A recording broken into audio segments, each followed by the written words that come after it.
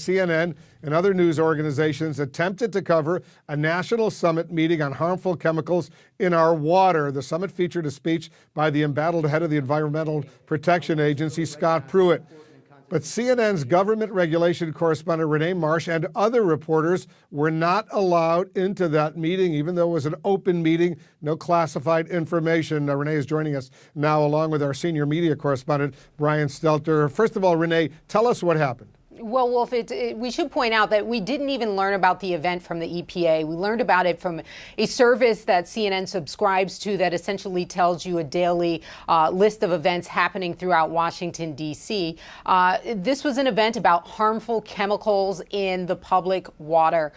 So we attended the event this morning. I can tell you our CNN photographer showed up about 2 hours early. When he arrived there, he was told that he was not invited and he needed to leave. As he was leaving, the AP reporter was on her way in. Our photographer briefed her on what the situation was. She entered the building, and just about 5 minutes later, our CNN photographer saying all he saw was an arm opening the door and shoving her out to the point that she was having trouble keeping up with her steps. That reporter then told our crew that she informed them she wanted to speak with the press office first because she was there to cover this event, a very important topic. And at that point, she was shoved out of the door. Myself and one of our producers here at CNN, we tried to enter through another door that was not designated for media. It was other attendees attending this conference. We too were told that we were not invited and CNN was not allowed to enter, but we were not given a reason as to why we would not be allowed to enter right on the spot. However, all of this started quite an uproar, as you would imagine, because this was an event that was billed as open press. There was no mention about a need to RSVP. So open press usually means that when the press shows up, they can be allowed to cover the event. After the backlash, the EPA spokesman, Jahan Wilcox, did issue a statement, and this is what it said. It said, quote, "This was simply an issue of the room reaching capacity, which reporters were aware of prior to the event." He goes on to say, "We were able to accommodate 10 reporters, provided a live stream for those who could not be accommodated and were unaware of the individual situation that was being reported." So the EPA saying they didn't know about this reporter being shoved out of the door. But I will say this, the group of reporters who cover the EPA, we all speak, we speak on a regular basis, and those who were in the room, they do not explain it as a capacity issue. In fact, there was room for other cameras and there were actually empty seats. So it really is unclear why certain media outlets were allowed and selected to attend this event with the administrator, the head of the agency speaking, while others were barred from the event. Wolf. Yeah, it's pretty outrageous indeed. And other reporters who were inside saying there were empty seats in that room. Brian Stelter, first of all, how are the Associated Press and CNN responding?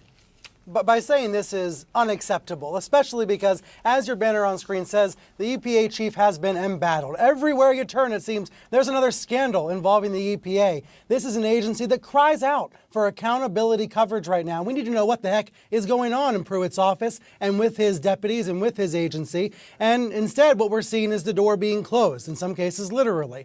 Let's be honest, Wolf, you and I both know there's always a push and a pull between the news media and the government. That's the way it is. But government agencies have been pushing harder lately, much more aggressively, closing the door, sometimes literally, especially in response to reporters who are pursuing accountability stories, trying to hold the government accountable. So here's part of what CNN said today in a statement, quote, "While several news organizations were permitted to attend, the EPA selectively excluded CNN and other media outlets.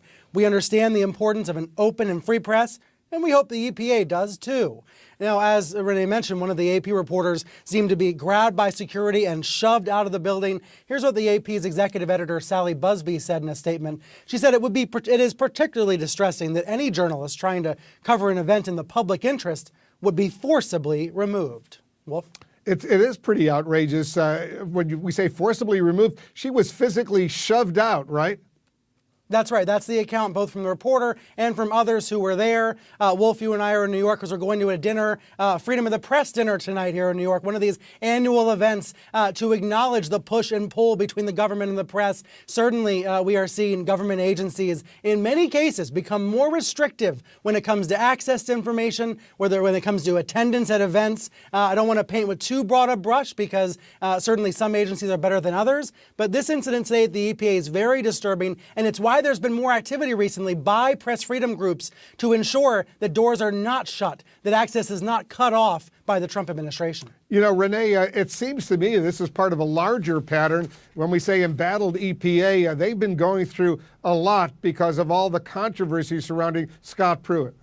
Yeah, I will say, I mean, I've been covering the EPA now for a bit over a year, and it certainly does fit into the pattern of what we see on a daily basis. I mean, the agency, Wolf, does not release Scott Pruitt's schedule on a daily basis. So it really is anyone's guess where he is. We oftentimes find out through social media, sightings, things of that sort, but they do not put out a list of his schedule. And we actually have to FOIA the EPA administrator's schedule to know who he's been meeting with, where he is, and where he's been traveling. We've done a lot of stories on travel. So transparency has been an issue. I will tell you, just wrapping up here, Senator Udall on Capitol Hill just sent this letter to the EPA asking about these incidents and asking about the issue of transparency. Wolf? Yeah, it is pretty outrageous to think about it. Somebody who's been reporting on these kinds of issues for a long time, that this is happening right now is awful, and we'll stay on top of this story, certainly for our viewers.